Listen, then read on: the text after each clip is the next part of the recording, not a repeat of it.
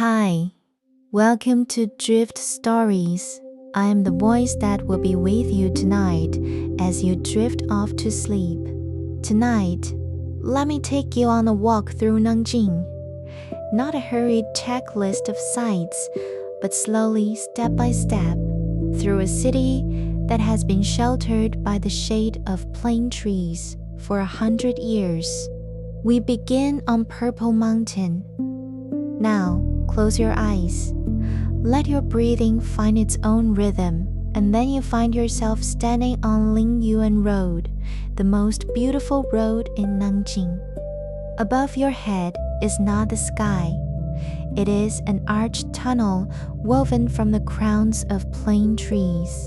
The late autumn leaves have turned mostly yellow, not a withered yellow, but the color of old letter paper, glowing with a gentle warmth against the morning light. When the wind passes over the canopy, you can hear the leaves rustling against one another. Shh, shh. Not noisy, but like countless very light hands turning the pages of an invisible book. The flagstone path beneath your feet is covered with a layer of fallen leaves, soft to step on, not brittle.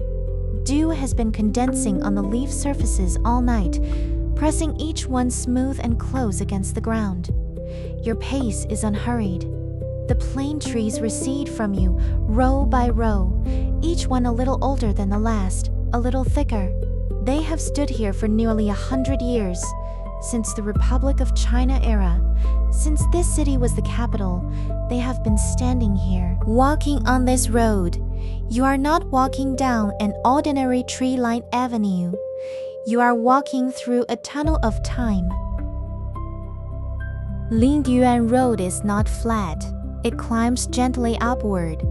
Purple Mountain is not tall, less than 500 meters above sea level, but the incline is just enough for your body to notice. Your calves feel a faint ache, not fatigue, a comfortable kind of ache. The kind that comes when your body begins to warm itself after walking a long way. Your breathing is a little deeper than before, and with each breath, the scent of pine needles grows a little stronger in the air. The air of Purple Mountain carries a scent you cannot find in the city.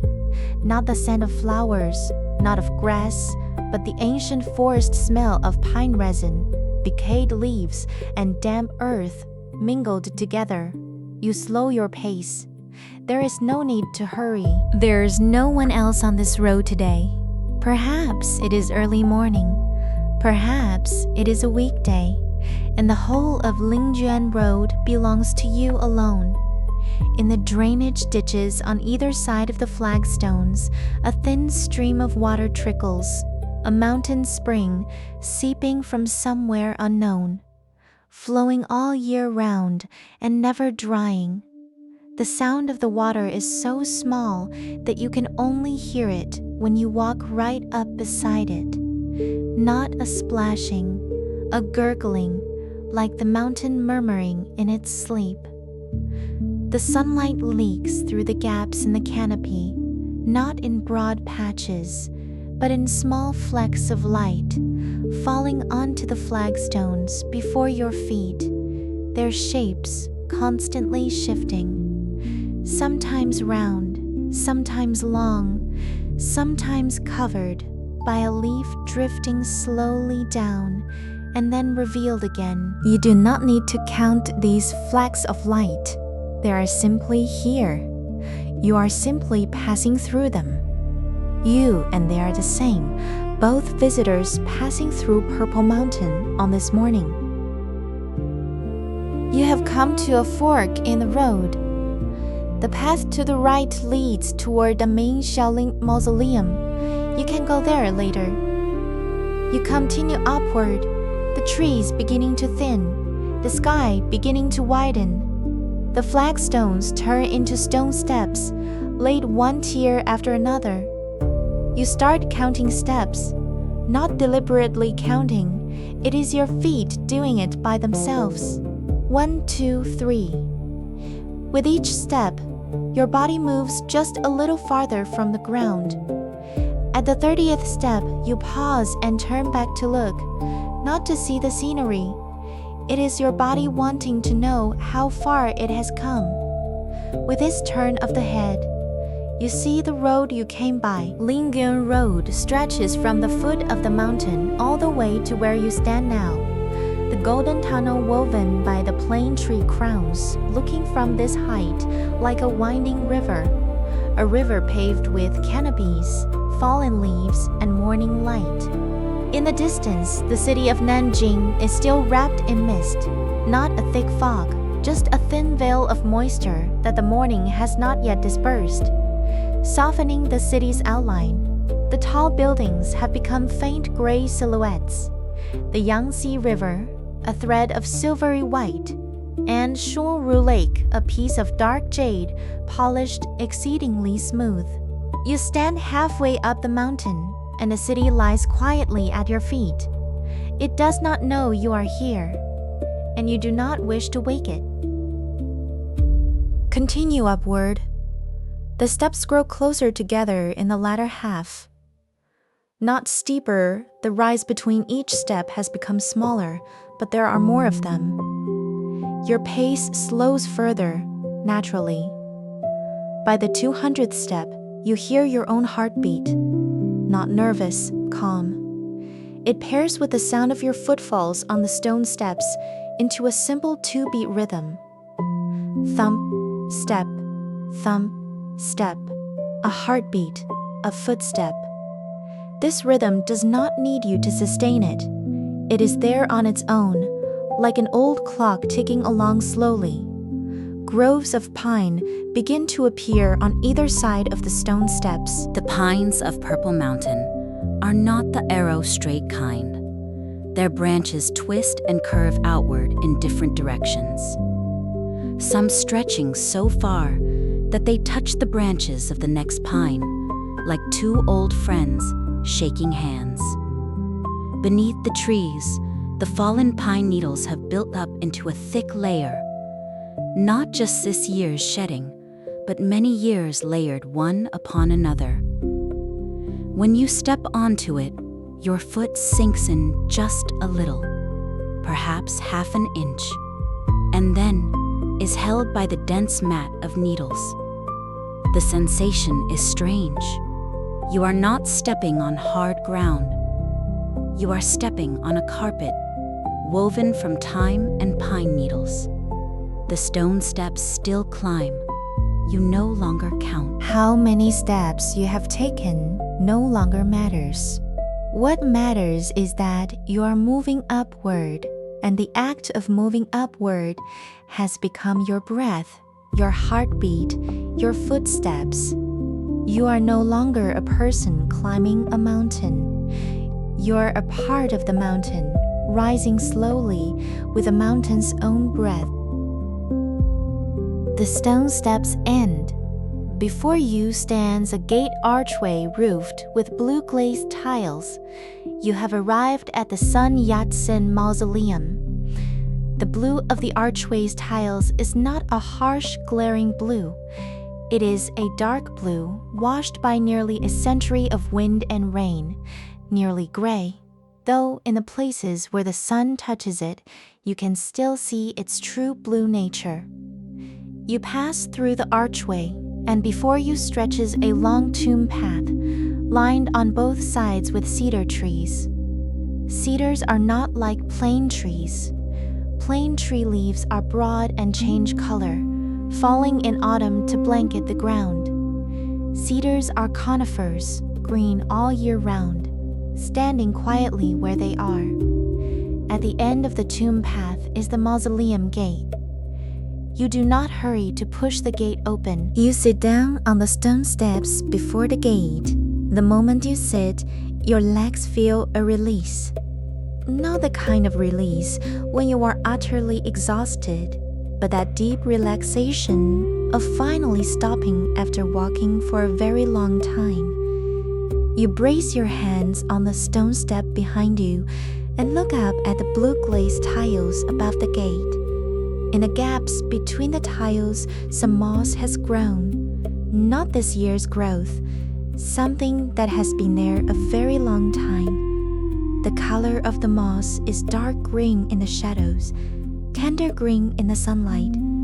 The two greens layered together, the mausoleum breathing quietly.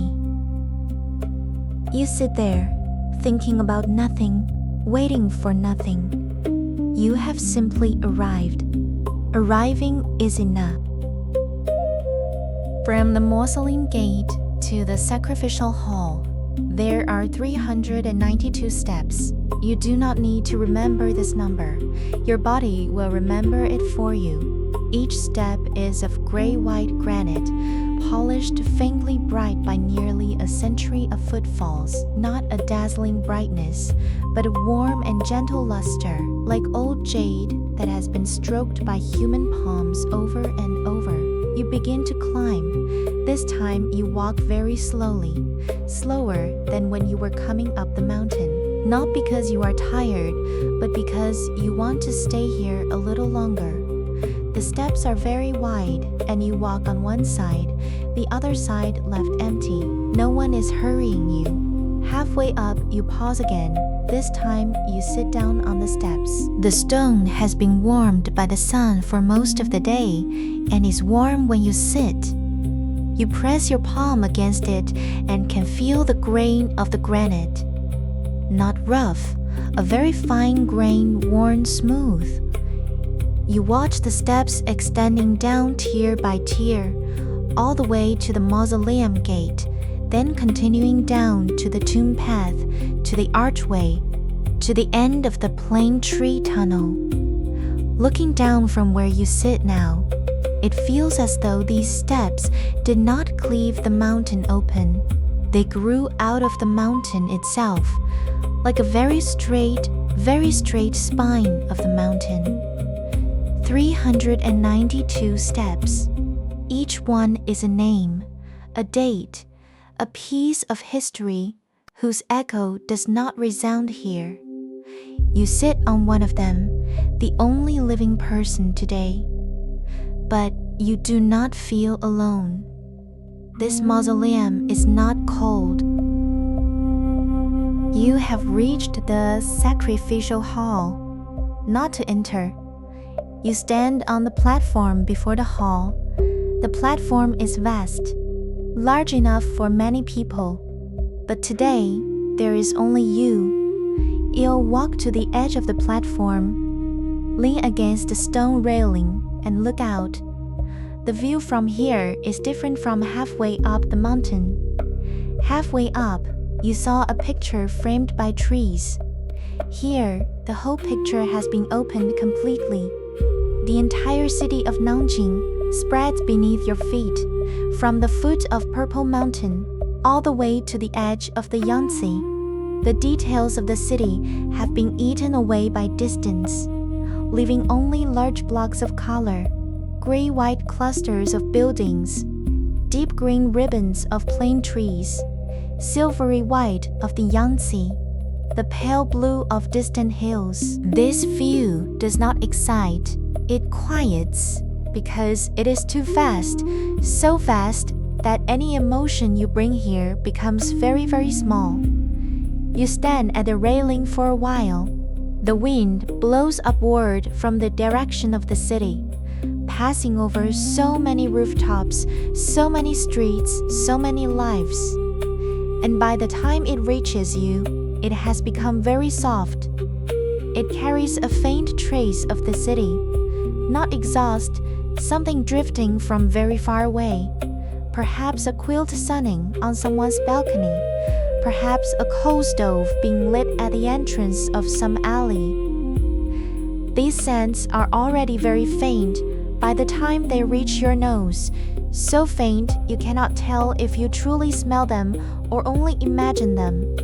You do not need to tell them apart. The wind is simply the wind. It is enough that it blows past you. Coming down from the sacrificial hall, you circle around to the music pavilion. It is a semicircular open-air theater, the arched colonnades wrapping around the space like two strong arms. When you walk in, the first thing you hear is not music. It is doves. Many, many doves. They do not sing. They only make that very low cooing sound, like a group of old people chatting in hushed voices. White doves are scattered across the ground, some pecking at invisible specks, some standing on the colonnade pillars with one foot tucked in, some flying from one end of the semicircle to the other. The sound of wing beats is amplified within the curved colonnade. Pop, pop, pop, like a very light drum beat. You sit on the stone steps of the spectator stands. The stone has been warmed by the afternoon sun and is still warm when you sit. The doves are not afraid of you. A few walk up to your feet, tilting their heads to look at you. Their eyes orange-red, very small and very bright. You keep your breathing very light and try not to move. They watch for a while, decide you are no threat, and go back to their own business. One dove lies down beside your feet, not sitting, lying down, its whole breast pressed flat against the stone step. Its feathers in the setting sun are not pure white. They carry a hint of warm gray, the edges glowing with a faint golden light. Watching this dove, you suddenly feel it understands better than you how to rest. It thinks about nothing. It simply lies there in the setting sun. You imitate it, leaning your body back a little, letting the curve of the stone step support your back. You do not lie down, but the posture is already very close. Leaving the music pavilion, you follow a small path to the Spirit Way of the Ming Xiaoling Mausoleum. The Spirit Way is the road leading to the tomb. In ancient times, when an emperor was buried, the coffin was carried along this road. But the most famous thing about this road is not the emperor, it is the stone animals standing on both sides. There are 6 kinds in all: lions, xieji, camels, elephants, julin, and horses, 2 of each, one standing and one kneeling, facing each other across the Spirit Way. They have been standing here for over 600 years. Over 600 years. This number is too large, so large that your mind cannot truly comprehend it.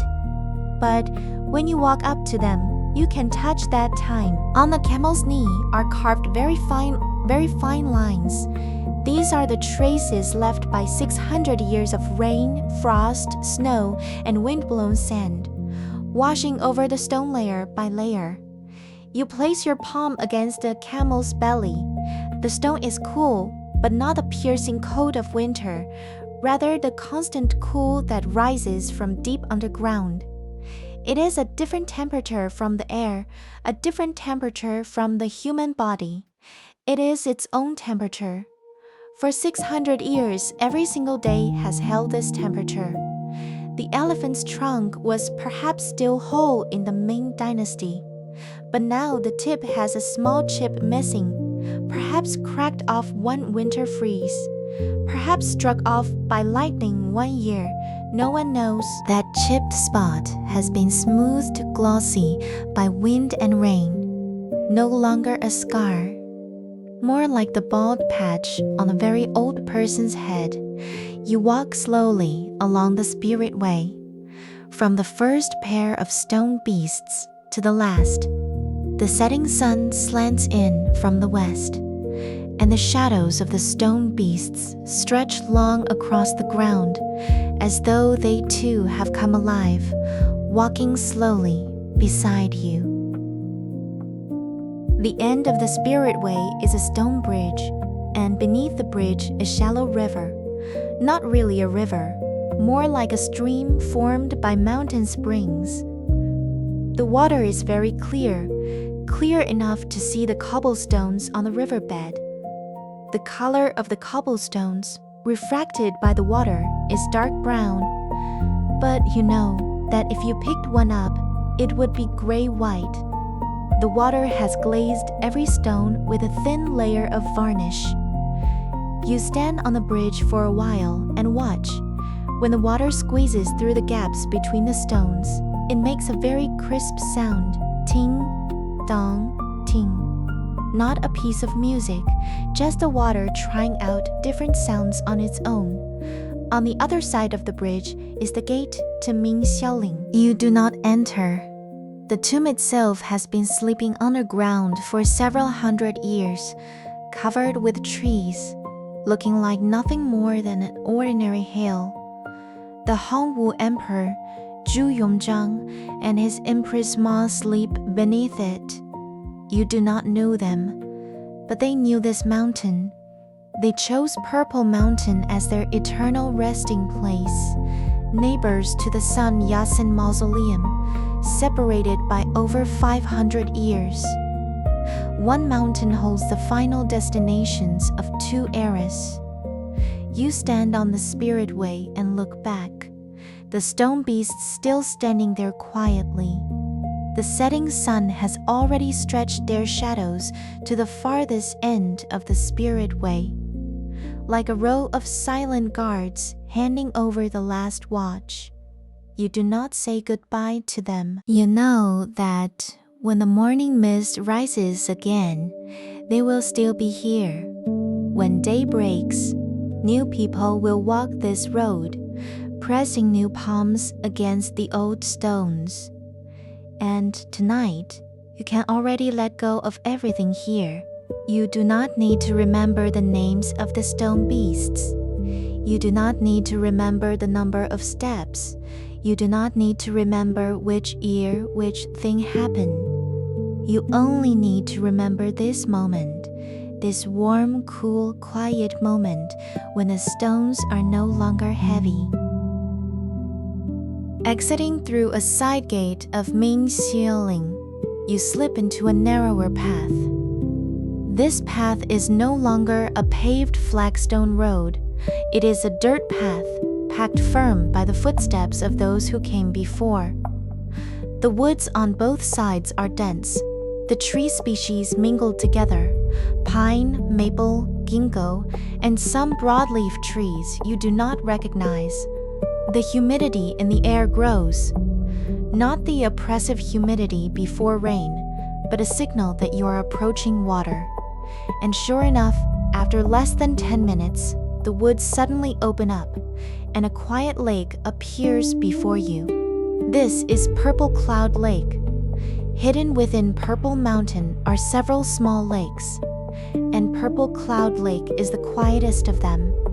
It is not large. Standing at one end, you can clearly see the opposite shore, but it is very deep. The water's surface is not blue, it is dark green, because its water is groundwater seeping out from within the mountain itself, never seeing sunlight all year, carrying a deep and ancient clarity. There are no boats on the lake, no people. Even the birds rarely visit. The surface is flat, so flat you can see the clouds moving across it, not reflections. Truly, the clouds are slowly drifting across the surface of the lake, as though someone in the sky is pushing clumps of cotton along.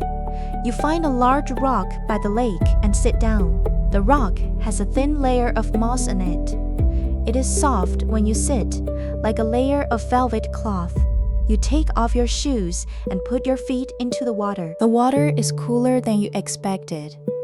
Not the kind of cold that makes you pull back, but the kind of cool that quiets your whole being all at once. The ripples spread outward, circle by circle, from your ankles, very small, very slow, and by the time they reach the center of the lake, they are gone. You do nothing. You just let your feet soak in the water. Let your eyes drift across the lake's surface. Let your heart settle beneath the water. On the eastern shore of Purple Cloud Lake, there is a forest of dawn redwoods. Dome redwood is a very special tree. It likes to grow in water, its roots soaking in the water, its trunk shooting straight upward, reaching heights of dozens of meters. But the most magical thing about it is not its height, it is its reflection in the water. At this moment, there is not a breath of wind on the lake. The surface is a perfect mirror. The reflection of the Dome redwood forest is caught whole and complete by this mirror.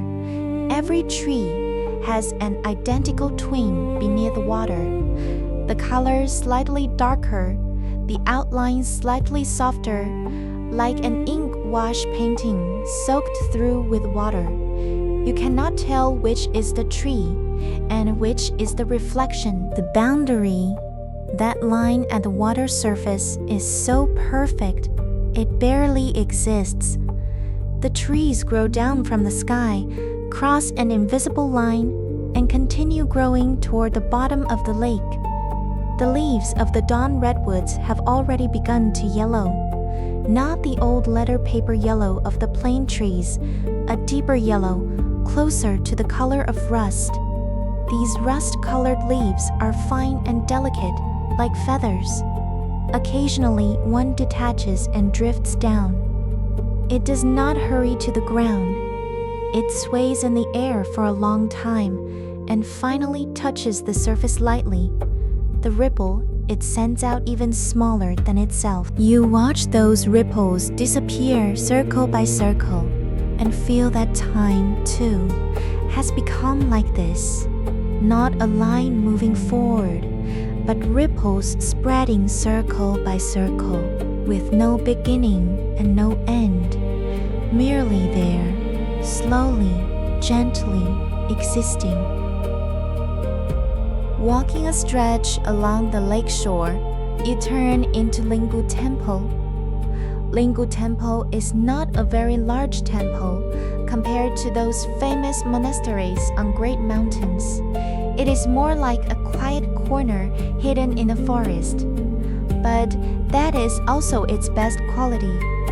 Few people come. When you enter the temple gate, there is not a single visitor. The courtyard is paved with dark gray bricks, and thin grass grows in the cracks between them. The main hall is not large, and you stand outside the threshold and look inside. The Buddha sits there quietly, a few sticks of incense half burned in the incense burner, the ash accumulated in a thick layer, gray-white, loose and soft. The air carries a very deep fragrance, not strong but deep. The scent of sandalwood does not seem to float in the air. It seems to sink into the ground, into the wooden beams, into every crack of every dark gray brick. This fragrance automatically slows your breathing. You are not smelling it. It is entering your body of its own accord, pressing down all the restlessness inside you, bit by bit. You do not pray to the Buddha. You simply find a place to sit in the courtyard. Beneath an old ginkgo tree, there is a stone stool, its surface polished bright by countless bottoms, very cool and comfortable to sit on. The ginkgo tree is shedding its leaves, not in great swaths, but one by one. Each falling leaf is whole, fan-shaped, with a fine curved line along its edge. They land on the dark gray bricks of the ground, making no sound at all. You sit there doing nothing. You can hear a bell in the far distance, not the bell of Linggu Temple, perhaps a bell from some even smaller temple on the mountaintop. The sound of the bell crosses over the woods, over the lake, over layer upon layer of evening dusk, and by the time it reaches you, it has shattered into very tiny particles. No longer sound, just fine motes in the air vibrating. You are not certain whether you truly heard it or only imagined it. But in the courtyard of Linggu Temple, beneath the ginkgo tree, this distinction does not matter. Within Linggu Temple, there is a very special building, the Beamless Hall. It is called the Beamless Hall because it truly has not a single wooden beam. The entire hall is built entirely of brick and stone. The walls are brick, the roof is brick. Even the arched vaulted ceiling is pieced together brick by brick. You push open the door and walk inside. It is empty. No Buddha statue, no incense burner, only 4 brick walls and an arched vault. The space is very tall, much taller than it looks from the outside, because the vault pulls the space upward. The sound of your footsteps inside this empty brick hall is magnified many times over. Not an echo, a sustain. You take a step, and that sound stays inside this brick hall for a very, very long time before it finally leaves. It bounces from the floor to the wall, from the wall to the vault, from the vault back again.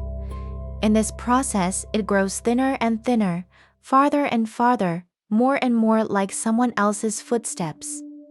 You stand in the exact center of the hall and try to say something, very softly, just your lips moving. That word bounces 3 times off the brick walls before it disappears. The beamless hall is like a giant resonance chamber, taking in every trace of sound you make and then returning it to you very, very slowly. You stop speaking. You just stand there, listening to your own breathing, walking back and forth inside this 400-year-old brick hall. The sound wave of your inhale touches the vault and becomes a very fine thread of wind. The sound wave of your exhale touches the walls and becomes a murmur from somewhere far, far away. You are not thinking about anything. You are merely a body, standing inside an instrument made of bricks, being played by the quiet presence of your own existence. When you finally step out, the sky outside has already darkened by more than half. The ginkgo tree is still shedding leaves. The sandalwood incense is still sinking into the dark gray bricks. Nothing has changed, but you feel just a little lighter than when you entered.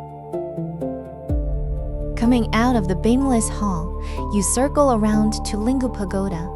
Linggu Pagoda is a 9-story octagonal pagoda built on the sloping ground behind Linggu Temple. The pagoda door is open, and you walk in. The staircase is very narrow, a spiral, barely wide enough for one person. You hold onto the wall as you slowly climb, not tired. It is that in this confined space, your pace naturally slows and lightens. Each of the pagoda's 8 sides on every floor has a window opening, not large, but enough for you to see Linggu Temple from different directions. On the 2nd floor, you see the ginkgo tree where you were sitting just now. On the 4th floor, you see the gray tiled roof of the beamless hall. On the 6th floor, you see a corner of Purple Cloud Lake's surface. From this height, it no longer looks like a lake. It looks like a piece of dark jade set into green velvet. On the 9th floor, you see the whole of Purple Mountain. The ridge line in the twilight has become a dark curve, not sharp, not steep, a very gentle one, like the outline of a person lying on their side. The setting sun has already sunk behind the mountain, and only one last streak of dark orange light remains at the edge of the sky. That light is not brightness, it is fading. But it fades so slowly that when you stare at it, you feel it will never go out, and when you look away, it dims just a little more. In the distance, the lights of Nanjing are beginning to come on, not in patches, but one by one, like someone quietly stringing pearls onto a black canvas. The Yangtze River has become a slender gray-silver ribbon, faintly glowing at the farthest end of the city.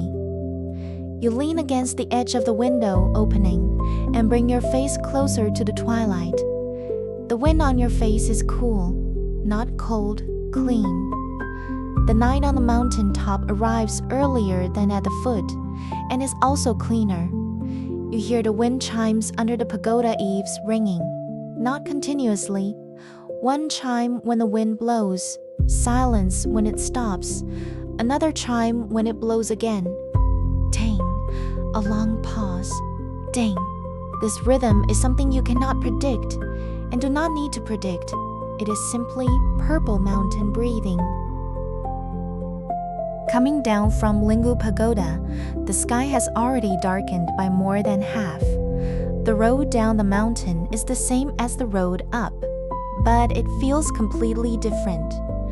When you were going up, you faced the mountain, each step resisting a little gravity, your body leaning forward, tense. Coming down, gravity is behind you, no longer resistance, but momentum. You only need to put one foot in front of the other, and your body naturally moves downward. Your knees bend slightly with each step, like a very light fairy-light spring cushioning your body. The lights of the Plane Tree Tunnel have come on, not street lamps, but the very low ground lights designed especially for the Plane Tree Tunnel. The light shines upward onto the plane tree canopy, illuminating the leaves from beneath. In the daylight, the plane tree leaves were old leather paper colored, but at night, lit from below, they have become a transparent amber color. Each leaf is like a tiny lantern, not brightly lit, but faintly glowing. The whole plane tree tunnel has become an amber tunnel woven from countless leaves. You walk inside it, the leaves above your head swaying gently in the night breeze, the light swaying with them. Those flecks of light fall onto your shoulders, your arms, the tops of your feet, weightless without temperature, like the plane trees caressing you with light. Your downhill pace needs no control. Your body knows on its own how fast to go. It is tired, but not tired from hurrying. That full, contented tiredness of walking mountain paths all day long. This kind of tiredness does not make you restless. It makes you want to find a place to sit, do nothing. Just let your body slowly digest today's journey. You have reached the foot of the mountain. The Plane Tree Tunnel opens ahead. At its mouth are the city lights, denser than the mountain's lights, brighter, more jumbled. But you stop here. You turn around and look back at Purple Mountain. The mountain has changed from the deep green of the day to the deep blue of night. No, not blue, a color deeper than blue, close to black but not pure black. The kind of color where a little indigo has been mixed into the black. The ridgeline traces a very gentle curve across the night sky, not irregular jagged teeth, a continuous rounded arc, like a line written by hand. All the places you walked through just now. The blue glazed tiles of Sun Yat-sen Mausoleum. The stone beasts on the spirit way of Ming Xiaoling. The deep water of Purple Cloud Lake, the ginkgo of Linggu Temple, the wind chimes of Linggu Pagoda. Have they all disappeared now? No, they are still there, only swallowed by the night, their shapes dissolved, having become part of Purple Mountain itself. You know that the darkest patch is the pine forest, that place with the faintest hint of reflection. That might be Purple Cloud Lake. Those few lamps still lit are the monks of Linggu Temple doing their evening prayers. You are not sure if these judgments are right, but on this night, right and wrong do not matter.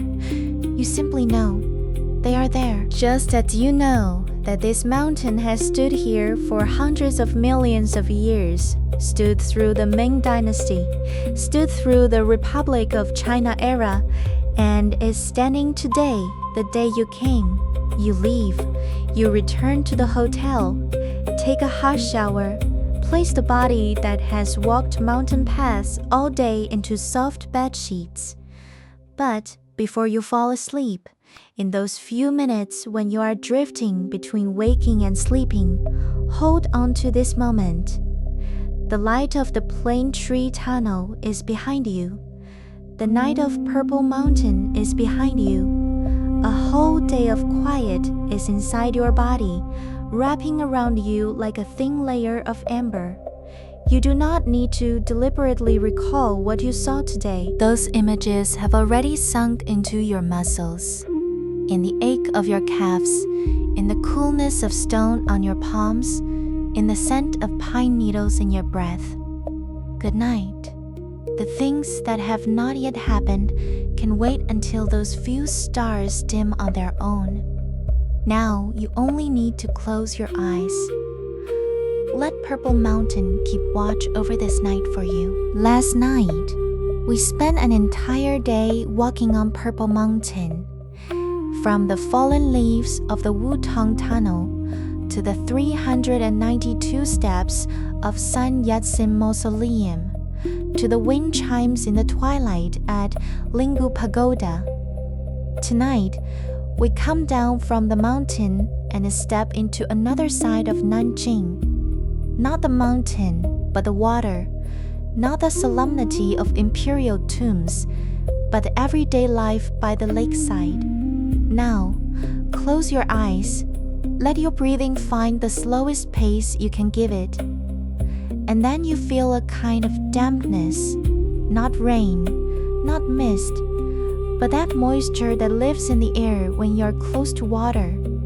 A very fine layer of vapor rests on your eyelashes, not cold, just moist. You are standing by Xuanwu Lake. It is early morning, not the kind of early morning where the sun is already high, but the moment before the sun has fully emerged from behind Purple Mountain, when the sky still carries a layer of gray-blue light.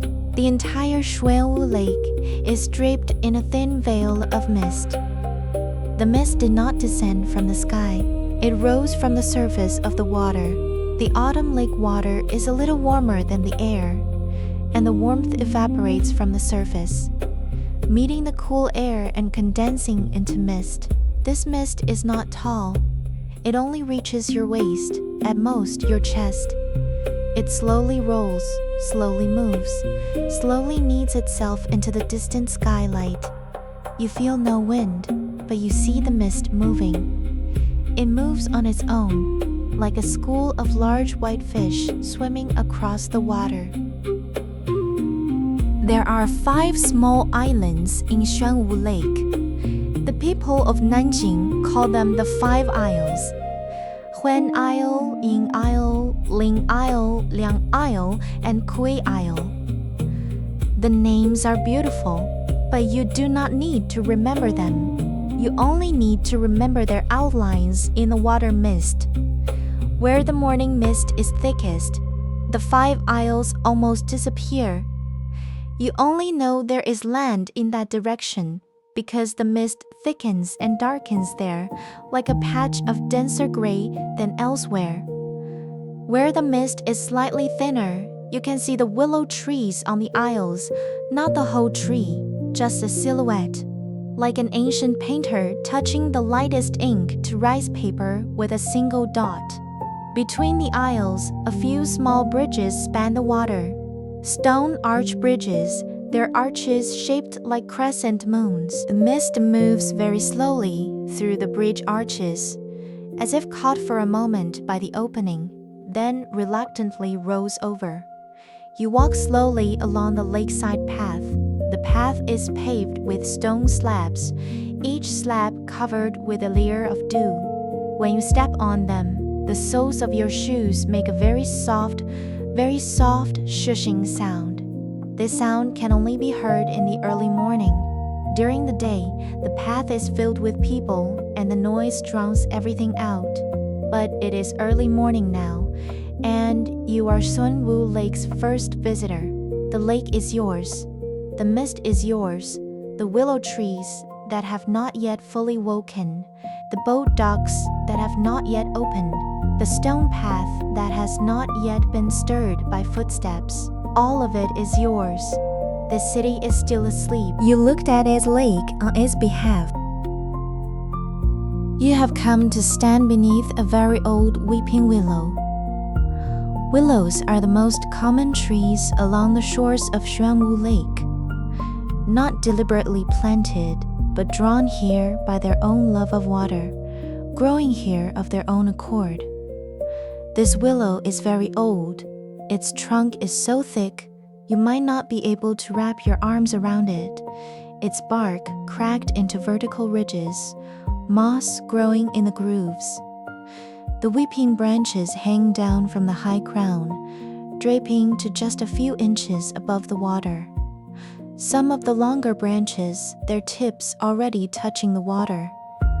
When the morning breeze comes, a very light morning breeze, so light you can barely feel it.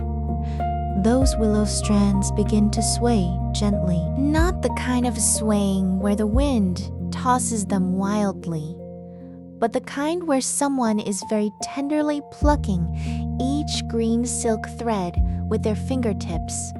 When a willow strand touches the water, it sends out a tiny ripple. So small you would miss it if you were not watching closely. Ring after ring of ripples spreads out from the tip of the willow branch, mingling with the mist, becoming a painting you cannot decipher but feel deeply at ease with. You sit down on a bench beneath the willow. The bench is made of wood, also covered with a layer of dew. You do not wipe it. You let your trousers absorb the dew, not cold, just damp. You lean back against the bench, resting the back of your head on its upper edge, face tilted upward. The willow branches hang above your face, like a curtain woven from green silk threads. Looking at the sky through the willow strands, the sky has already shifted from gray-blue to a very pale milky white. The sun is about to come out, but you are in no hurry for it to emerge. You hope this morning, wrapped in mist, can last just a little longer. Rising from beneath the willow, you continue walking along the lakeside path. After about 10 minutes, you see the city wall. The Nanjing city wall is the longest surviving ancient city wall in China. Not the tallest, not the most famous, but it is still here. Construction began in the Hongwu era of the Ming dynasty. Took more than 20 years, mobilized 28 counties, fired over 100 million bricks, all to encircle the city. More than 600 years have passed, and most of the wall still stands. The section before you is called Taicheng. To its west, it hugs Xuanwu Lake. To its east, it overlooks the city below. The wall and the lake run side by side for a long stretch, and you cannot tell whether the wall is guarding the lake or the lake is embracing the wall. You find the entrance to climb the wall. The steps are very steep. The steps of ancient city walls were never designed for tourists. They were made for soldiers to run. Holding onto the bricks in the wall, you slowly make your way up. The bricks are blue-gray, very large, much bigger than modern red bricks. Every brick bears characters, not carved into them, but pressed into the wet clay with wooden molds by craftsmen 600 years ago. You can just barely make out a few characters. A certain prefecture, a certain county, a certain jia, a certain person's name. Every brick has been eroded by 600 years of wind and rain until its edges are rounded. But the characters remain. 600 years ago, someone you do not know, in some place you do not know, fired this brick and stamped his name onto it. He did not know this brick would survive to this day. He was simply doing his work. You slow your pace, letting your breathing merge with the rhythm of climbing the steps. The coolness of the blue-gray bricks rises through the soles of your shoes. Not a cold coolness, but an ancient coolness. The same kind of coolness you felt yesterday when you touched the stones on the Spirit Way at Ming Xiaoling. There is a very wide walkway atop the city wall, wide enough for 2 cars to drive side by side. You walk to the side facing Xuanwu Lake and lean against the battlements to look out. The Xuanwu Lake seen from the city wall is a completely different thing from the Xuanwu Lake seen from the shore.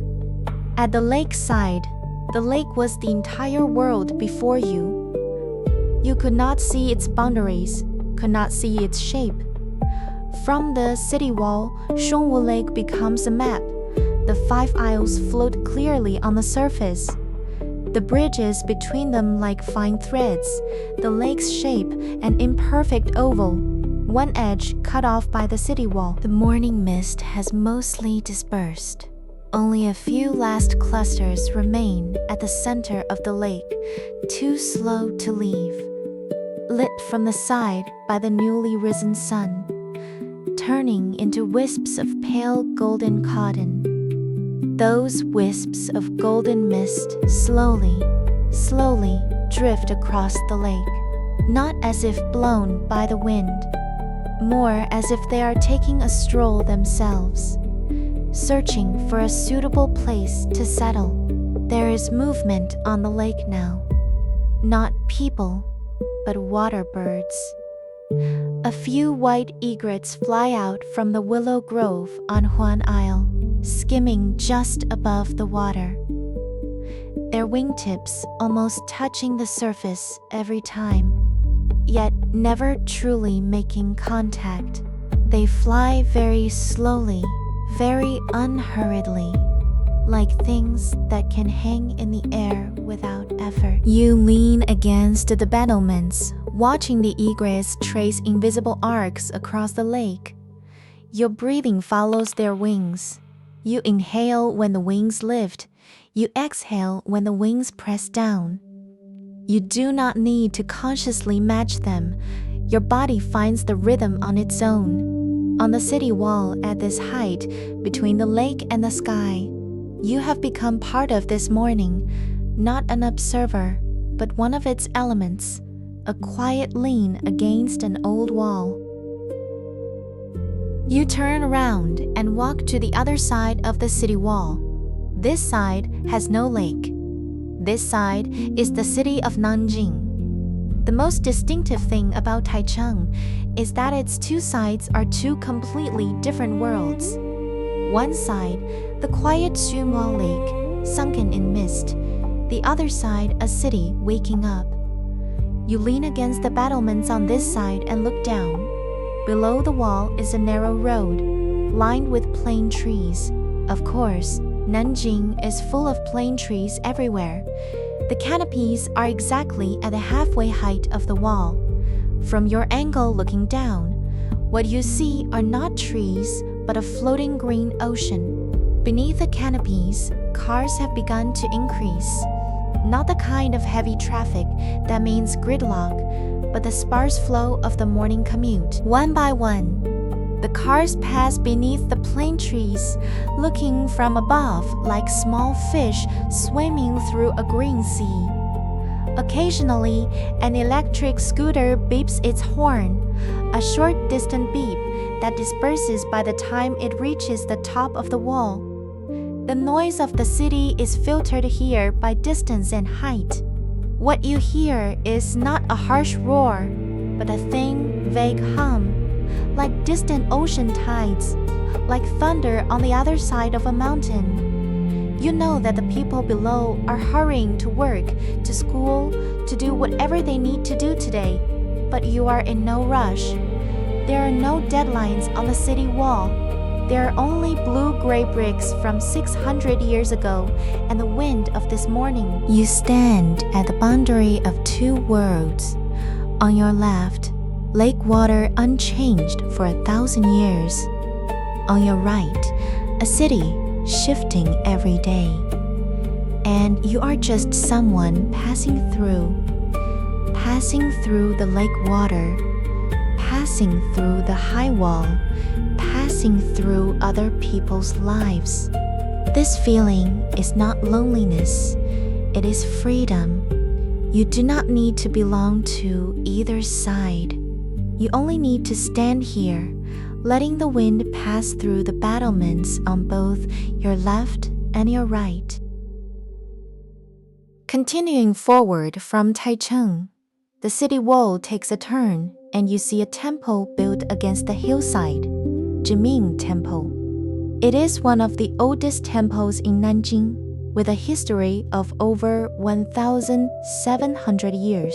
But standing on the city wall looking down, you cannot see its age. What you see are halls and pavilions stacked layer upon layer, yellow walls and black tiles, flying eaves and upturned corners, tightly clustered on the hillside, like a pile of stacked building blocks.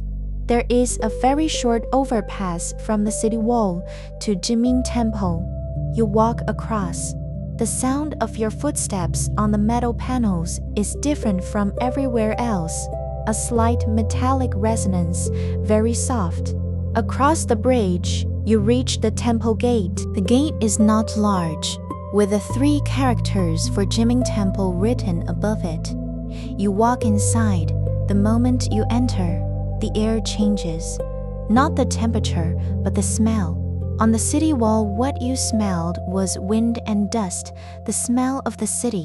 Inside Ming Temple, what you smell is only sandalwood incense.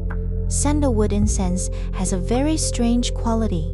It does not drift, does not disperse, does not demand your attention. It is simply there, like a very low voice whispering just below your ear. Slow down, slow down, slow down. You do not need to answer it. Your body answers automatically. Your footsteps slow, your shoulders drop, your jaw loosens. You follow the stone steps upward, level by level.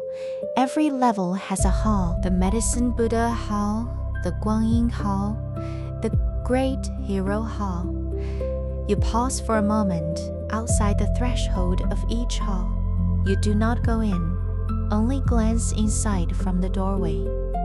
The Buddha statues are in the darkness. The incense burners are in the darkness. The candle flames are in the darkness. But that darkness does not frighten you. It is a heavy, reassuring darkness. A darkness that seems to have been cured in sandalwood incense for hundreds of years. At last, you reach the highest hall, Huomeng Pavilion. It is built on the rocks at the summit, and when you push open the window, you can see all of Xuanwu Lake. You do not push open the window. You only stand before it, and through the lattice, you can already see the lake light outside. The sandalwood incense is still on your clothes. You carry it away with you, like a small, inextinguishable source of warmth. Coming out of Ming Temple, you return to the city wall. This time, you do not hurry away. You crouch down beside the battlements and press your palm against a blue-gray brick. You begin to look at these bricks seriously, not a cursory glance, truly looking. Every brick is not exactly the same size. Some are a finger width wider, some a finger width narrower. Because 600 years ago, there were no standardized factories. and every kiln firing produced bricks that carried a bit of the kiln fire's temperament. The colors of the bricks are not exactly the same either. Some are blue-gray, some brown-gray, some tinged with a reddish ochre, scorched from being too close to the fire during firing. The surface of the bricks is not smooth. There are tiny pores, raised sand grains, in inadvertent arcs left by a craftsman's fingers across the wet clay. What stops you most are those inscriptions. You squat in front of that brick and use your finger to trace along those sunken strokes, one stroke at a time. Shang, Yuan, County, Supervisor, Inspector, Official. 6 characters, some so blurred that only a rough outline remains. But the 3 characters for Shangyuan County are still clear. Shangyuan County. It was a county in Ming Dynasty Nanjing. Now it no longer exists. Its name abolished for centuries. But this brick remains. The name of this county that no longer exists is still on the city wall. Blown by the wind, washed by the rain, traced stroke by stroke by the finger of a stranger passing through. In the gaps between the bricks, a few very thin, very fine wild grasses have grown. Not weeds, the kind of small grass that clings to the wall, with very shallow roots. They are not here to destroy the city wall. They simply found a place to take root. In 600 years, some seeds always get blown into the gaps between the bricks by the wind. They sprout, live for one summer, wither, and the next year, new seeds fall in. You press your forehead against the surface of the brick. The brick is very cool, not icy cold, but that constant underground coolness that rises from deep within the earth. You close your eyes, your forehead pressed against a brick from 600 years ago. In this posture, time is not a line, it is a brick. You are on this side, 600 years of wind and rain on the other side. Between you, only a few inches of history. Walking along the city wall for a while, you arrive at Xuanwu Gate. Xuanwu Gate is a gate tower on the city wall. Triple-eaved gray tiles, its vermilion pillars washed to a dark red by the years.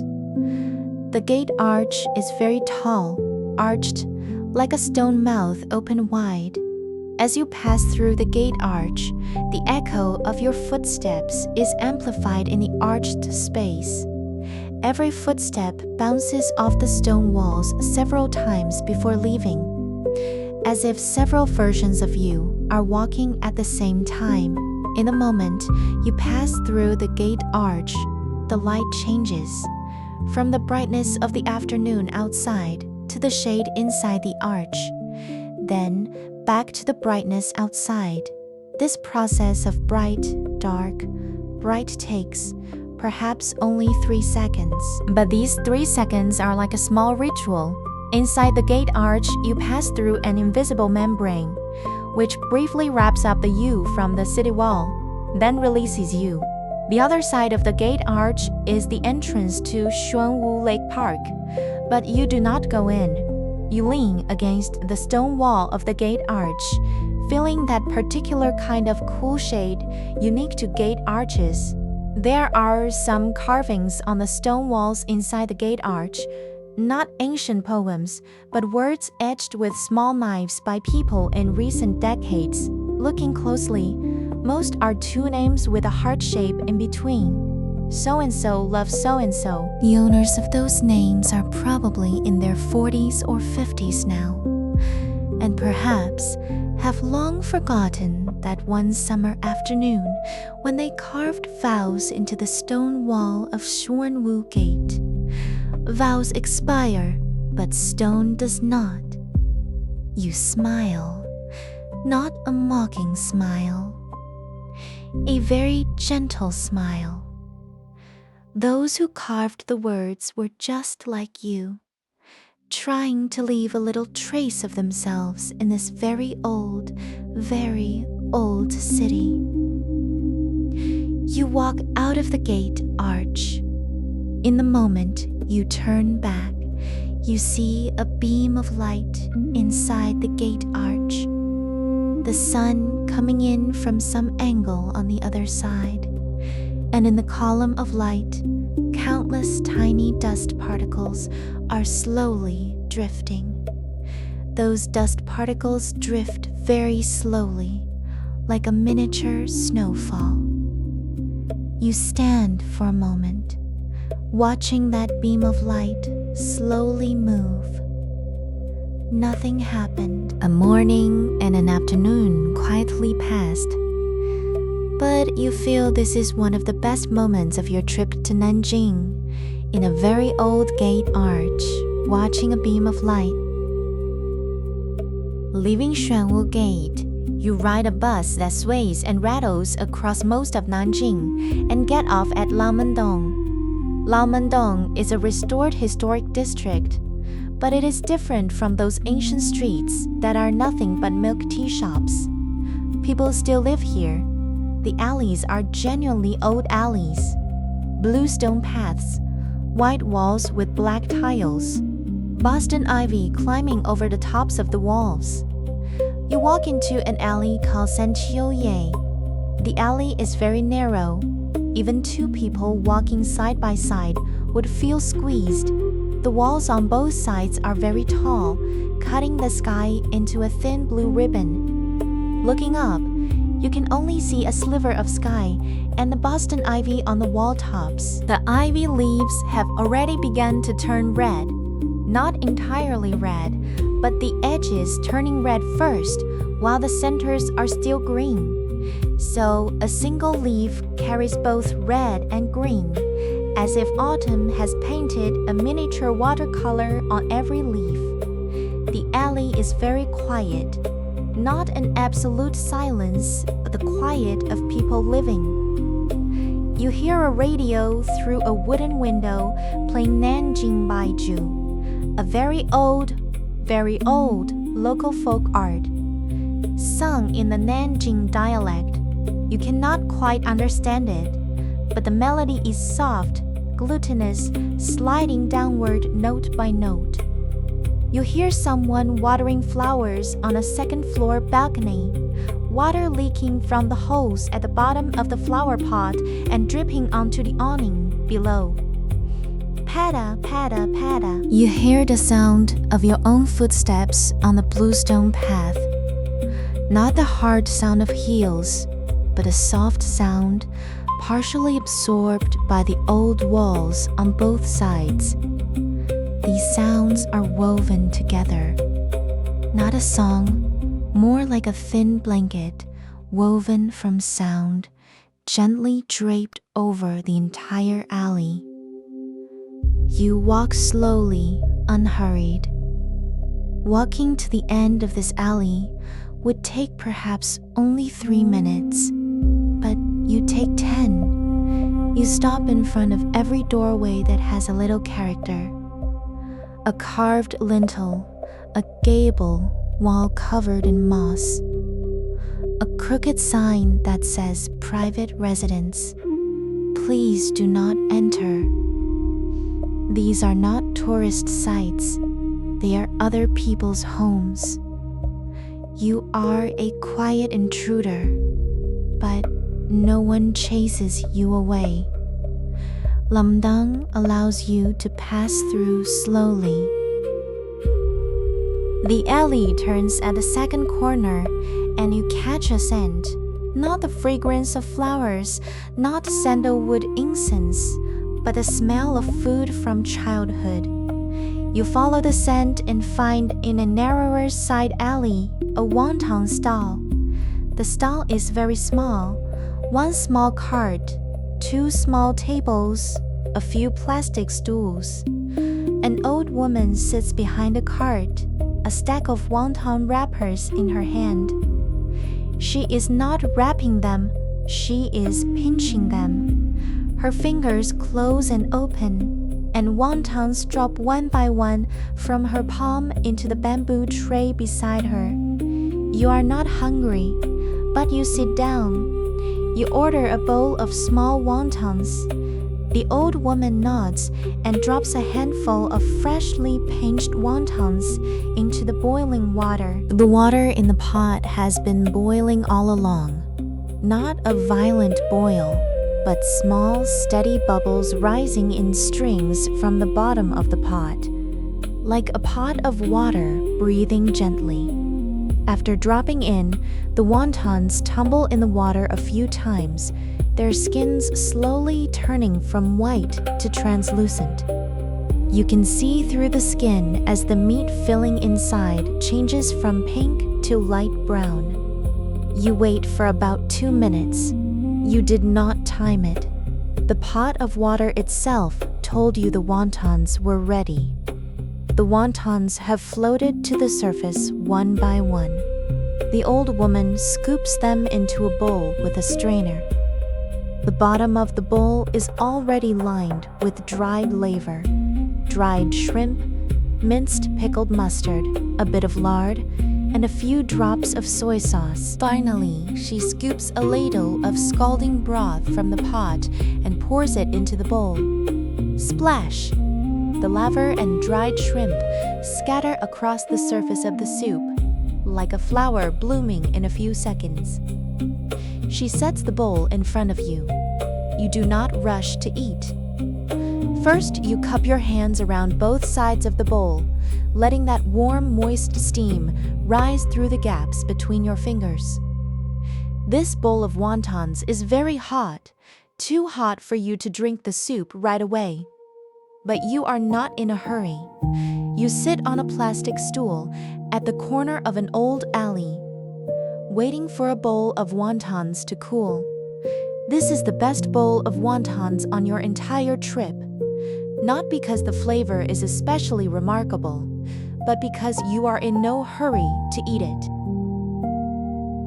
Coming out of Laomendong, the sky is already near dusk. You get on a bus and arrive at Guangzhou Road. There is a place here you have wanted to visit for a long time, Librairie Avant-Garde. Librairie Avant-Garde is not an ordinary bookstore. It is housed in an underground garage. Yes, a garage that was once filled with parked cars. The entrance is a downward slope, and as you walk down from the sidewalk, it feels like you are descending into an underground world. But the moment you push open that glass door, you understand why so many people travel so far to come here. At the very center of the bookstore is an enormous cross, not a cross in the religious sense, but one made of light. There is a cross-shaped slot cut into the ceiling, and the skylight from outside pours down through that cross-shaped opening, falling squarely onto the floor. That cross of light is the axis of the entire bookstore. All the bookshelves, all the books, all the people, all revolve around it. You slow your pace, not on purpose, but the air in the bookstore itself makes you slow down. It is very quiet here. Not the enforced silence of a library, but the quiet of people automatically lowering their voices and slowing their footsteps. The only sounds you can hear are the rustle of turning pages, the friction of shoe soles against the rubber flooring as people walk by, and the occasional hiss of steam from the coffee machine at the bar in the distance. You pull a book from the shelf without any plan. Your fingers simply stopped on the spine of a book. You open it and read a few pages standing between the shelves. Not really reading. Smelling. Book pages have a very particular smell. The smell of old books is almonds mixed with dust. The smell of new books is ink mixed with wood pulp. The one in your hands is somewhere between old and new. The wood pulp smell is still there, but already blended with a hint of having been leafed through. You put the book back. You do not know if you will ever finish reading it. But here, this does not seem like something worth worrying about.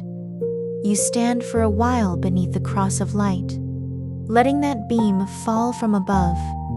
It is not hot, not bright, not dazzling. It simply exists, like a long ellipsis, hinting that there is more here than what you can see. You continue deeper into the bookstore. In the depths of Librairie Avant-Garde, there is a long corridor. Bookshelves reaching from floor to ceiling on both sides, leaving only a narrow passage in between. Walking inside, you feel surrounded by books. Books on your left, books on your right, books above your head. The air in this corridor is heavier, not stuffy, but the molecules of paper and ink are too heavy to rise, settling near the ground. With every step you take, you stir the air just a little, and the looser pages on the shelves flutter gently in response, as if the bookshelves are breathing. At the end of the corridor is a small exhibition space, with poems hanging on the walls, not ancient poems, works by contemporary poets, printed on large sheets of white paper, black characters on white backgrounds, no decoration. You stand in front of one poem. The last two lines read, "When evening sits upon the city wall, the weight of this city is exactly equal to one deep breath." You do not know who wrote this poem, but you feel you understand it. The weight of Nanjing is not a number, not how many millions of people, not how many square kilometers, not how many years of history. The weight of Nanjing is exactly one deep breath. When you inhale, you draw in the blue-gray bricks of the 600-year city wall, the pine needles on Purple Mountain, the morning mist on Xuanwu Lake, the scent of wontons from the alleys of Laomendong. Then, at a moment, you thought you were not paying attention. You slowly exhale, and they enter your bloodstream, becoming part of your body. You do not need a household registration in Nanjing. You have been here. You have breathed here. You have leaned against the ancient city wall and spent an afternoon with no one hurrying you. This is the entirety of your relationship with this city. This relationship is not heavy. It is very light, light enough for you to carry away, light enough to be worthy of exactly one deep breath. Coming out of Librairie Avant-Garde, you realize the sky is nearly dark. You make a decision. Go back to Taichung. You want to see Xuanwu Lake one more time from the city wall at the end of the day. By the time you return to Taichung, it is around 6 in the evening. The sun has already shifted to the far side of Purple Mountain, but the light of the setting sun still shines through from behind the mountain, dyeing the entire western sky a color you cannot name, somewhere between orange and pink, but with a hint of gray, as if someone accidentally mixed sunset clouds and haze together on a palette. But this is not unpleasant. This is Nanjing's own twilight hue, not the standard sunset on a postcard, but this city's own. You lean against the battlements, the same spot as this morning. Xuanwu Lake in the twilight has become another lake. In the morning, it was ink wash painting. Gray-white mist, gray-blue water, distant mountains in pale ink. In the evening, it is oil painting. The lake reflecting the warm light of the western sky, becoming an entire expanse of flowing bronze mirror. The willow trees on the 5 aisles have become silhouettes of gold black, and what flows through the arches of those stone bridges is no longer mist, but light, like molten gold. You watch the light on the lake slowly shift from orange gold to rose gold, then slowly to ash gold, and finally to silver gray. This process lasts perhaps 20 minutes. You do not feel that 20 minutes is long because you were not waiting for it to end. You were simply there, darkening together with the lake, deepening together with the sky, doing the last thing of the day together with this city, saying goodbye to the sun. The tourists on the city wall have all left. You are one of the last few people still on the wall. The battlements beside you are quiet and still. The blue-gray bricks behind you are quiet and still. The lake water before you is quiet and still. At this moment, you realize something. You are no longer a tourist. This morning you might have been back when you were still finding your way, still checking the map, still thinking about which stop to go to next and how to get to Ming Temple. But by now, by this twilight, you are not. You are a temporary resident of this city. Not the kind who has lived here a long time, but the kind who has only stayed one day, but stayed very deeply. You know what Xuanwu Lake looks like in the mist, what it looks like in the twilight. You know what the 600-year-old inscriptions on the blue-gray bricks of Taichung feel like to the touch. You know which hand the old woman at the wonton stall in the alleys of Laomendong uses to pinch her wontons. That is enough. Staying one day, remembering these things is enough. You do not need to touch every brick in Nanjing. You only need to know, as you leave, this city is here. It does not rush to express itself the way some cities do. It is very quiet. It waited for you for 600 years. In 600 years, countless people have passed by it. You are one of today's. It will not especially remember you, just as it did not especially remember yesterday's or the day before's, but it is here, still here. The sky has gone completely dark, not a sudden darkness, but blue deepening layer by layer, deepening until blue becomes indigo, and indigo becomes a blue so deep it is nearly black. At the very moment when the color is deepest, the lights of the city come on, not one by one, but patch by patch, as if an invisible person is pulling a zipper from Purple Mountain toward the city. And wherever the zipper passes, the lights come on. The first to light up are the street lamps around Xuanwu Lake, along the lakeside road, a long string of warm yellow points of light, like a stretched out ellipsis. Then, the office towers in the distance, not harsh LED light strips, but scattered windows.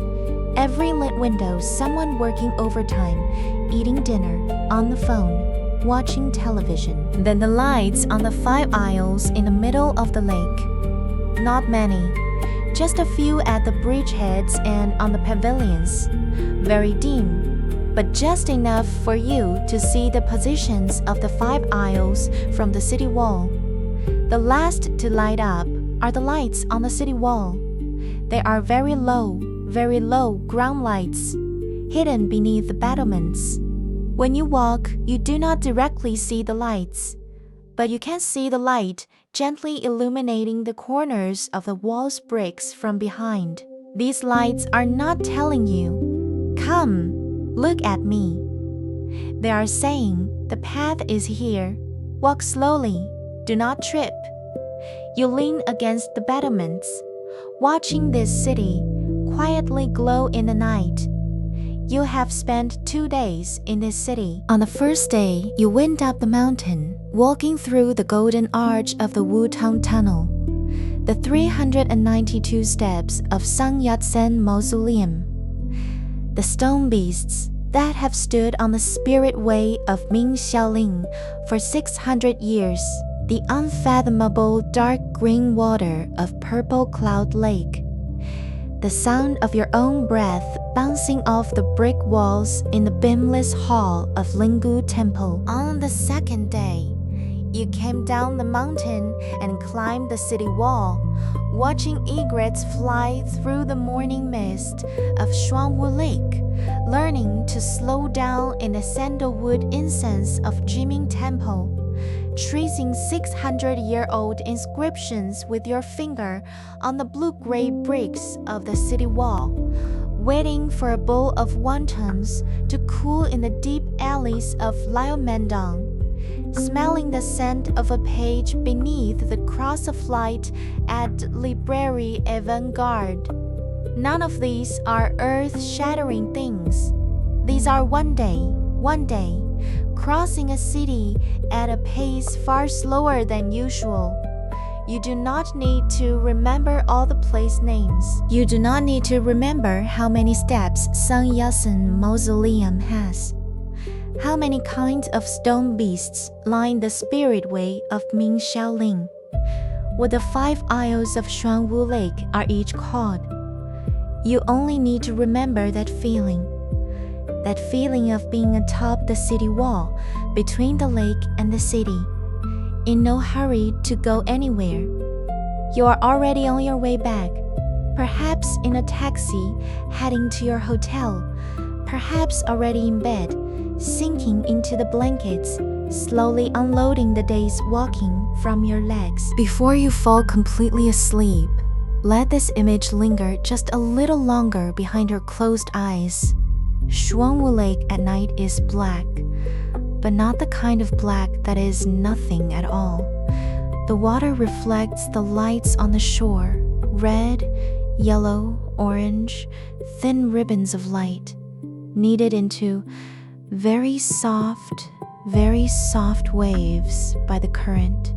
The city wall stands quietly in the lamplight. Purple mountain behind the wall, a shade deeper than the night, like a dark beast curled up at the edge of the city, dozing.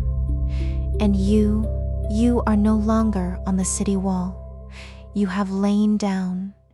Your breathing has slowed. The weight of this city, all of its history, all of its bricks, all of its plain tree leaves, is exactly equal to one deep breath.